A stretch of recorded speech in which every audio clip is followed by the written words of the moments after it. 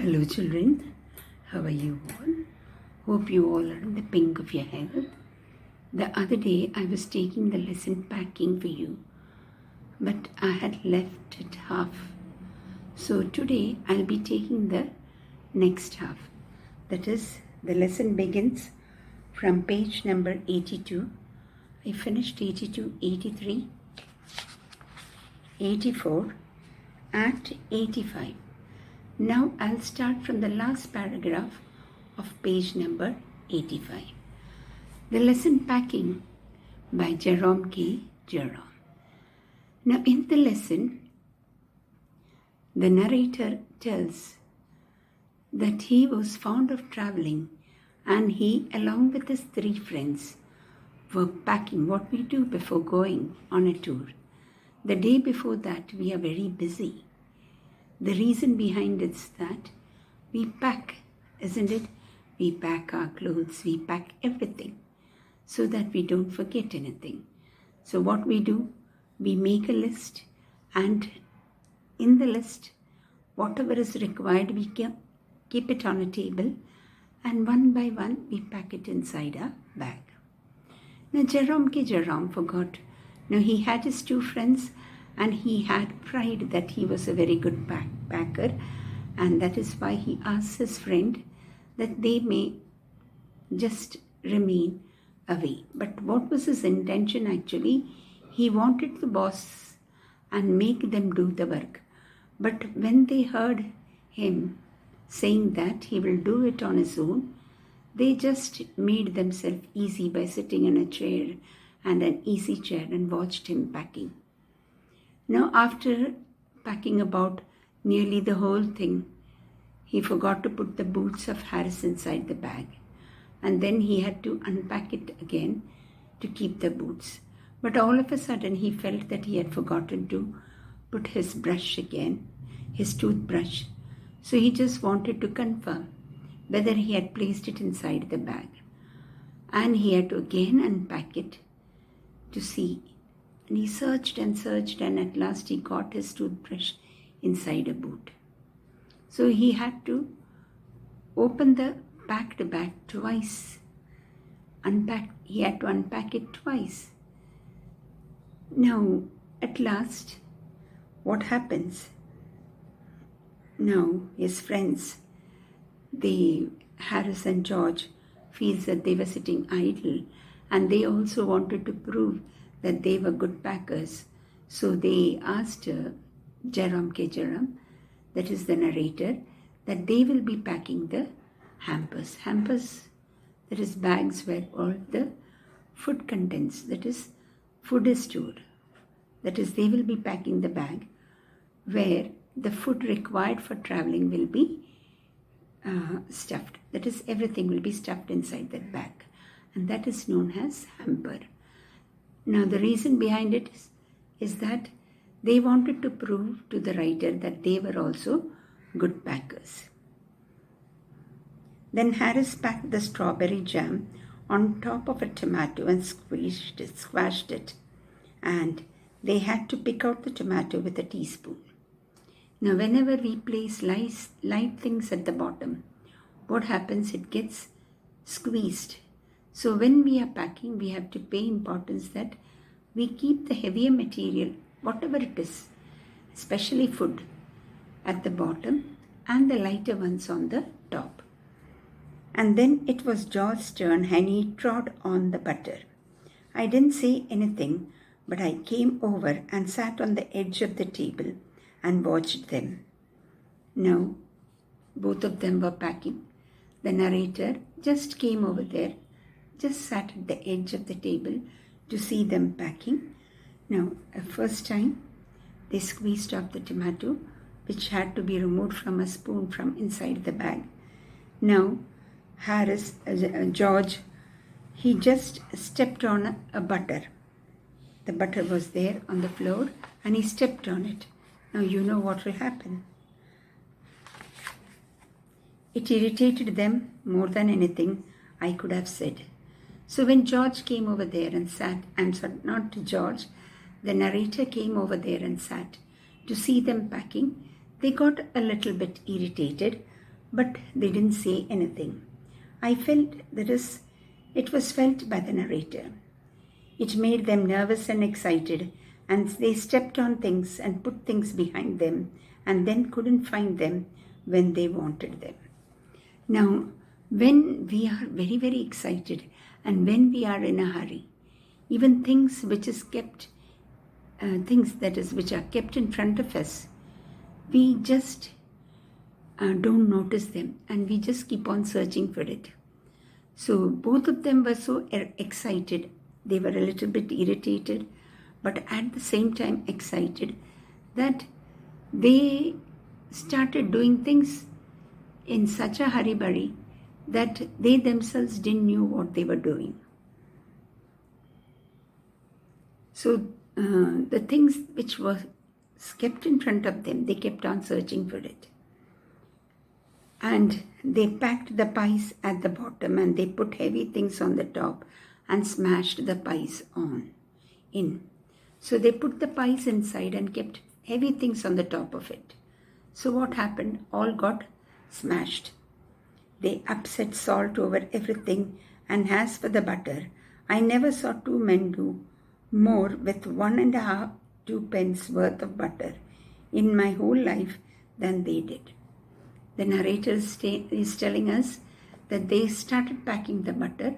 The butter only costed during those days 1 pen or 2 pence. That is chillra paiseyullu. And they were just moving and taking and doing things in such a way that the narrator didn't have words to express. Actually, he was a little bit irritated, but he just controlled his anger. After George had got it off his slipper, now they took the butter, it fell on his slipper, and they tried to put it on in the kettle. So since they were carrying the kettle, they felt that butter packet will be better if it is kept inside the kettle. It wouldn't go in, and it wouldn't come out. The packet of the butter was a little bit big and the neck of the kettle was very small. So they just tried to smash it in, but it didn't go inside, neither it was coming out. They did scrape it out at last and put it down on a chair, and Harris sat on it and it stuck to him, and they went looking for it all over the room. Now somehow they managed to scrape it and they put it on the on the chair. Now Harris came and sat on it. Okay? And as soon as he got up, it got stuck on his trousers. And all of a sudden they were searching for the butter. I will take my oath, I put it down on that chair, said George, staring at the empty seat. Now George is saying, I just now kept it on the chair. I swear that I kept it on the chair, and where has it gone? I saw you do it myself not a minute ago, said Harris. So Harris is also agreeing. I saw you keeping it on the chair just a minute ago. Then they started round the room again looking for it, and then they met again in the center and stared at one another. So they went round the room. Where has it gone? They just looked into the table, round the places where they had kept the things. So they just couldn't find it, and then they started staring at each other. Most extraordinary thing I ever heard of, said George. Now George is saying, what is this? A thing which was kept just a minute ago over here has all of a sudden disappeared. So mysterious, said Harris. Even Harris is agreeing to George. It is so mysterious. Then George got round at the back of Harris and saw it.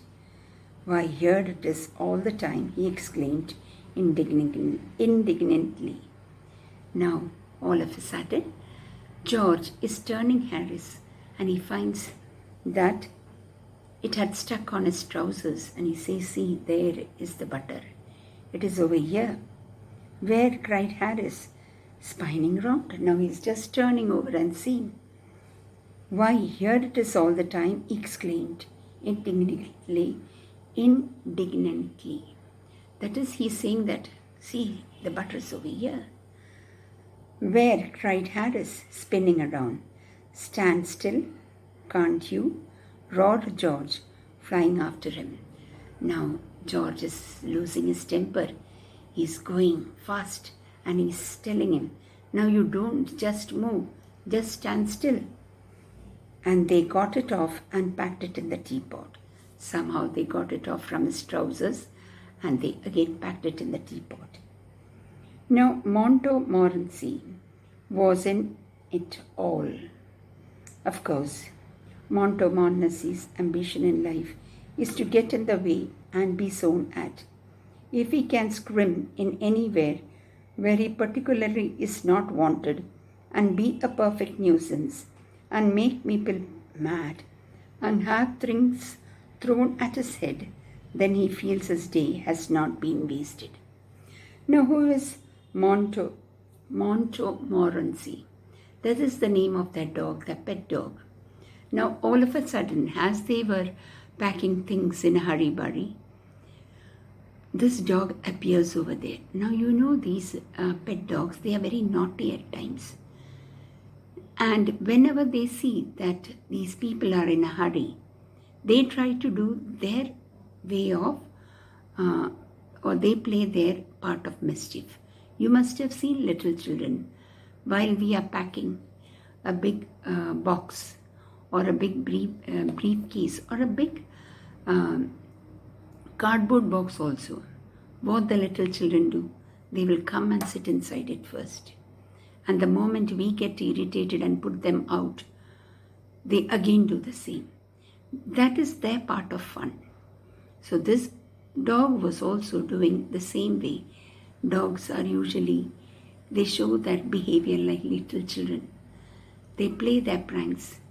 So here, this dog started playing pranks. It started removing things from the hamper, that is from the basket. And Harris and George was losing their temper to get somebody to stumble over him and curse him steadily for an hour. In his highest aim, an object, and when he has succeeded in accomplishing this, his conceit becomes unbearable. So he's so crazy that he keeps on doing things and he finds pride in doing it. വല്യമ്മയോടാത് ഈ കാര്യങ്ങളെല്ലാം ചെയ്യുന്നത്. He came and sat down on things just when they were wanted to be packed. So when things were just, that is, they were getting to get packed, they were removing each thing. This dog came and sat over there. And he labored under the fixed belief that whenever Harris or George reached out their hands for anything, it was his cold, damp nose that they wanted. Since it was a pet dog, and when they both tried to get out things from the basket, he felt that they were caressing him or they were touching his nose. So he brought his cold nose near them. He put his leg into the jam and he worried the teaspoons and he pretended that the lemons were rats. Now, even lemons were kept. So he felt when the lemons moved, he felt that they were rats. He pretended, he knew that they were not rats, but he was playing his part of pranks and got into the hamper and killed 3 of them before Harris could land him with a frying pan. Now, he started beating on it, rolling on it. Now, Harris just couldn't control his temper. He takes the frying pan and beat the dog with it. Harris said, I encouraged him. I didn't encourage him. A dog like that doesn't want any encouragement. It's natural, original sin that is born in him that makes him do things like that. So Harris said that I encouraged him. I didn't encourage him. So Harris tells the narrator that the dog was encouraged by the narrator. So the narrator tells Harris that I didn't encourage him in any way. A dog like that doesn't want any encouragement. So a dog doesn't want any encouragement. It is very, very natural. Original sin that is born in him that makes him do things like that. So the narrator tells it is not encouragement, it is something born with the dog.